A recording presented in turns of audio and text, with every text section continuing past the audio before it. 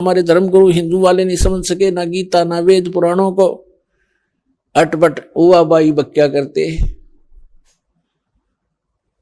और नाम ही निकाल लिया करते कि हम वेदों से पुराणों से और श्रीमद् भगवद गीता से आपको ज्ञान सुना रहे। उन्हें कह नहीं पता था वेदों गीता और पुराणों का। अब तो आपके समक्ष ही हो गया, जो जिन्होंने ये ज्ञान सुन रखा है उनको तो क्लियर हो चुका है कि वो तो डले डोया करते। ऐसे ही कुरान शरीफ के पढ़ने वालों को कुरान शरीफ का ज्ञान नहीं था। पुण्यात्माओं, हम भाषा जानते नहीं, वह क्या भाषा है, लिल्ला लल्लूहू, वह मारू समझ मावा नहीं। एक विचार करने की बात है, कबीर साहब का दिया हुआ दिमाग इस दास को, हमें पता था मेरी कितनी बुद्धि थी, अब मुझे मालूम है परमात्मा का दिया हुआ ये सब कुछ किया हुआ हो रहा है। ना ये इलेक्ट्रॉनिक जो सिस्टम बनाया जा रहा है, टीवी, इंटरनेट, डीवीडी, कंप्यूटर, ये मनुष्य नहीं बना सकता। ये मोबाइल छोटे छोटे बना दिए, इसमें पूरी फिल्म परमात्मा के सत्संग भरे जाते हैं, 50-50, 100-100, 200 घंटे के।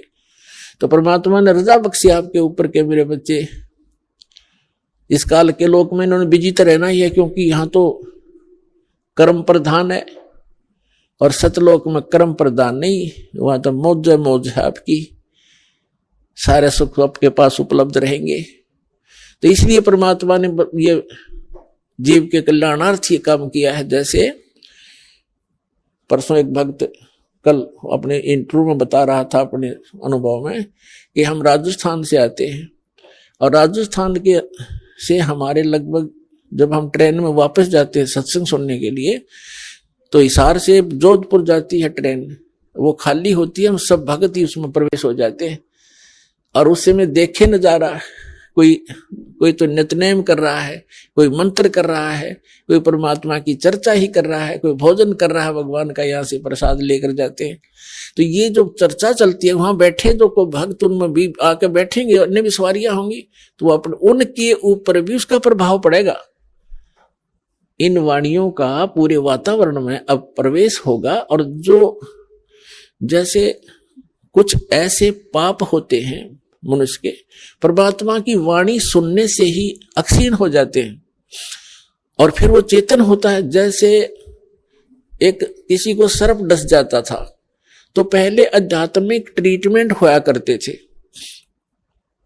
तो उसको गार्डू होते थे जो झाड़ फूक करने वाले, विष उतारने वाले, वो एक मंत्र बोला करते थे। जिसको सर्प ने डस रखा हो तो अचेत पड़ा है, वो ना उस मंत्र की लैंग्वेज जानता है, ना उसको सुन पा रहा है। और फिर वो गार्डू जो होता है विष उतारने वाला, उस मंत्र को बार बार बुदबुदा रहा है, जिसके कारण उस वाणी से उसके उस विष उतर जाता है सर्प का, और फिर वो चेतन हो जाता है। ना वो सुन रहा था, ना उसको उसकी भाषा जानता है, वो क्या बोल रहा है, और उसने प्रभाव कर दिया। ठीक इसी प्रकार ये वो मंत्र है उस परम पिता के।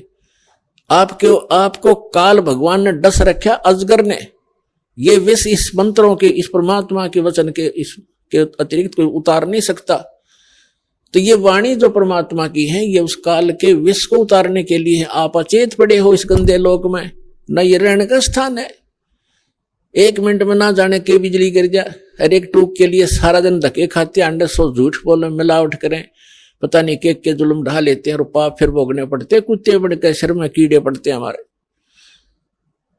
तो ये जो वाणी परमात्मा ने भी साधन दिए हैं आपको, मोबाइल बुढ़े का देख ले, बालक के सबकी जेब में, बहन बेटियों के पास हो गए।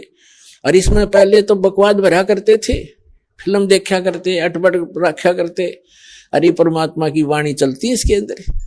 तो ये वाणी जैसे कोई खेत में गया है तो जाते हुए चल खेत में जाते हैं, किसान है, मजदूर है, चलो वहां करेंगे, नितने मोबाइल जेब में है, काम कर रहे हैं, मोबाइल ऑन कर लिया, काम भी कर रहा है, नितनेम भी कर रहा है, मंत्र भी कर रहा है, कान में लीड ला लिया, आजकल 100 सिस्टम दे दिया जाता ने, तो वो प्रभाव पड़ेगा सबके। जैसे एक किसान हल जोत रहा है, बीज बो रहा है, एक तो तमाकू पीवा के लिए बीड़ी घूट मारो और फिर न्यू, एक तो तमाकू का जो वासना वो जागी, अरे एक भगवान का भक्त परमात्मा के मंत्र करता करता बीज बोए, उस खाने वाले पे भी असर होगा उसका, जो उस अन्न को खाएगा। तो इसी प्रकार जो वाणी में फैल रहा है, इस वातावरण फैल रही है वाणी परमात्मा की। बच्चा बच्चा जन जन सब उसी की चर्चा करता है। कोई वाणी बोल रहा है, राम नाम रटते रहो जब तक घट में प्राण, देते दीन दयाल के बनक पड़ेगी कान। तो भक्ता के बच्चे ये वाणी बोलेंगे तो उसके आसपास और बच्चे होंगे, उन पर असर पड़ेगा। तो इस प्रकार परमात्मा ने कहा कि इस कलयुग में पूरी सृष्टि इस सतनाम को प्राप्त करेगी और सब भक्ति करेंगे मेरे बच्चे, और सब पार हो जाएंगे। बोलो सतगुरुदेव।